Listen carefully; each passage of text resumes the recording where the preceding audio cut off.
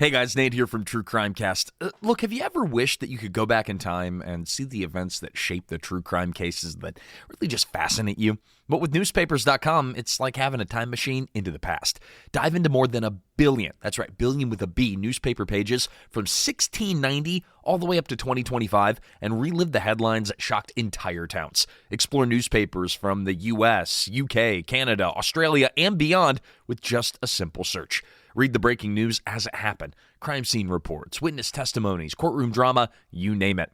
Explore forgotten clues and see how the media shaped the narrative of infamous cases.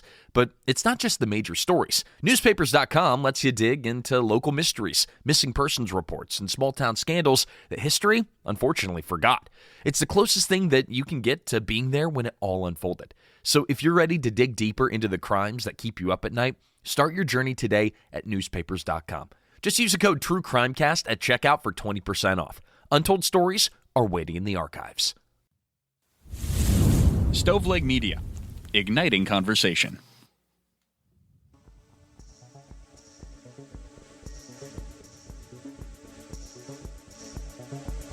Welcome to True Crime to Go. What can I get for you?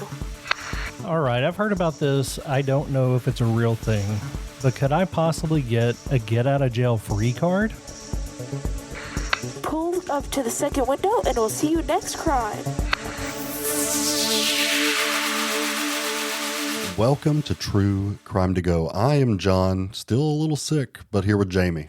Yeah, recording a lot in bulk here, and your voice, I don't know, it's gotten better. It ebbs and flows, so we're in. I feel perfectly fine. A flow. I could, right now? if I could run, I could run. You know what I mean? Like, does it make sense? Like, I can't run, so. But if you could. But if I could, I would do it. Yeah. I get it.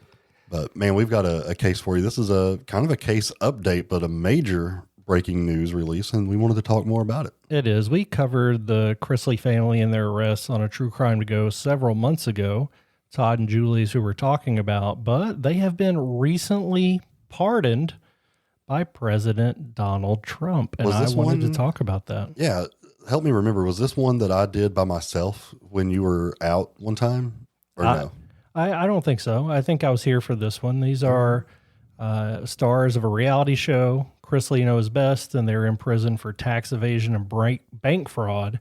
They were convicted in 2022, but as of May 28th, 2025, they've been released from federal prison.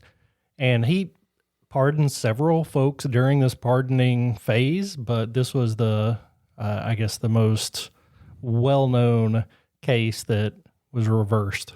I'll have to look that up and see who else was pardoned and if there's any controversy out there. So I'm glad you caught this one. So a little bit of background on them if you're not familiar.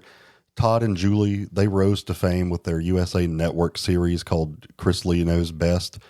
And they portrayed a tight-knit Southern family with an extravagant lifestyle.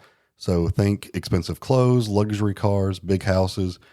But behind the reality TV glamour, prosecutors said that there was something darker going on.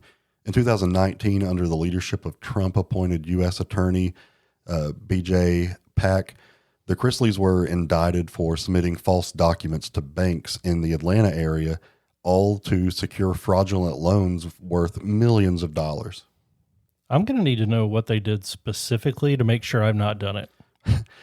I've mentioned The Office a lot lately, but it's when they're explaining like money laundering to Kevin, and he's like, that sounds exactly like what I do here every day. Yeah, these loan forms are really confusing, but I don't think they were confused. They were allegedly using this money to fund their lavish lifestyle that they were putting out on TV, taking out new loans to pay off old ones, until Todd eventually filed for bankruptcy, walking away from more than $20 million in unpaid loans. That's a lot of moolah. At their trial in 2022, prosecutors told the jury that the Chrisleys had not yet become household names when the crimes occurred, but that didn't matter. Fraud is fraud. They were found guilty, and they were both sentenced to several years in prison, way more than 3, which is what they've served. Todd began serving his sentence at a minimum security prison in Pensacola, Florida, while Julie was incarcerated just in our backyards up in Lexington, Kentucky. And they were separated for over 2.5 years without hearing each other's voices or seeing one another during that time. According to the FBI, or the Federal Bureau of Prisons, Julie was 52 years old, and she was set to release in January of 2028. Todd, now 56, wasn't due to get out until September of 2032. But their daughter, Savannah, wasn't giving up. She's been really out on the campaign since they were incarcerated, trying to get them out of prison. She led rallies and went to the media. She even went to the Republican National Convention, where she endorsed Trump's presidential run. And, this seems exactly like what I think the definition of quid pro quo is. Yeah, it's all in who you know, right? And I guess how much money you donated to said campaign. On May 28th, so just a few weeks ago, Trump signed an official presidential pardon for both Todd and Julie, and within hours, they were freed from their separate prison facilities. Todd from Pensacola and Julie from Lexington. John, anytime a case is overturned, people don't get out of jail immediately. It's usually a long process, but this was quick. Yeah, I guess when the president gets involved, things move a little faster than if I were to do them. Savannah, the daughter, stood outside her father's prison. She was wearing a pink MAGA hat, Make America Great Again, for those who may not be familiar. And she was also wearing a Women for Trump jacket. And she told reporters that this was the first time her parents would be reunited for the first time in nearly 3 years. She said Trump personally called her to deliver the news of the pardon, and she happened to be at the grocery store at that time.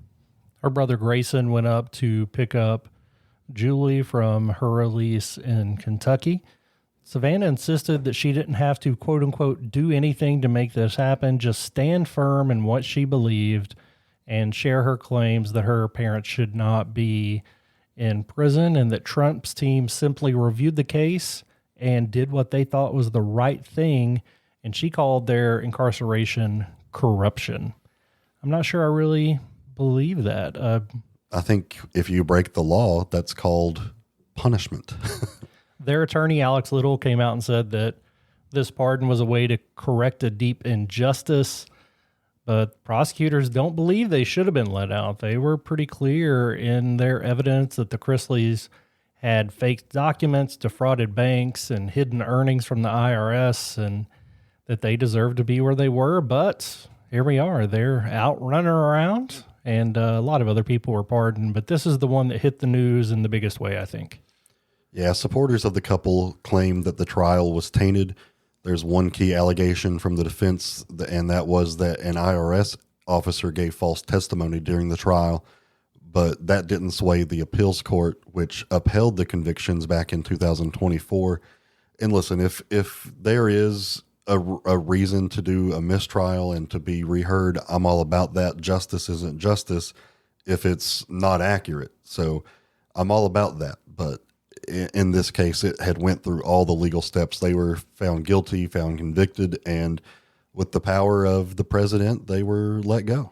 Yeah, and this isn't an overturned conviction. They can't be charged again. The pardon makes it go away, and they can't be charged for those particular crimes again, and we'll see if that ever comes back up. But, yeah, it's a lot going on with the world right now, and it seems like pardoning some reality stars should be low on the priority list, but here we are talking about it, so it must be news. I mean, it's not that we're on the brink of World War III or anything, so I'm sure there's plenty of time to do other stuff, right? A lot of stuff going on, but we appreciate you guys. I hope you enjoyed this update, and we really enjoy these True Crime to Go cases. Sometimes we hit the lighter side, sometimes we don't, but this one was one I thought we had to jump into, and this has been a crime story in 10 minutes or less. Would you like crime with that?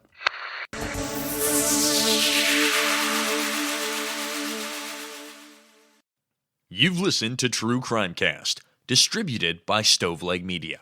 Check out stoveleg.com to find out more about your hosts and to find other podcasts to listen to.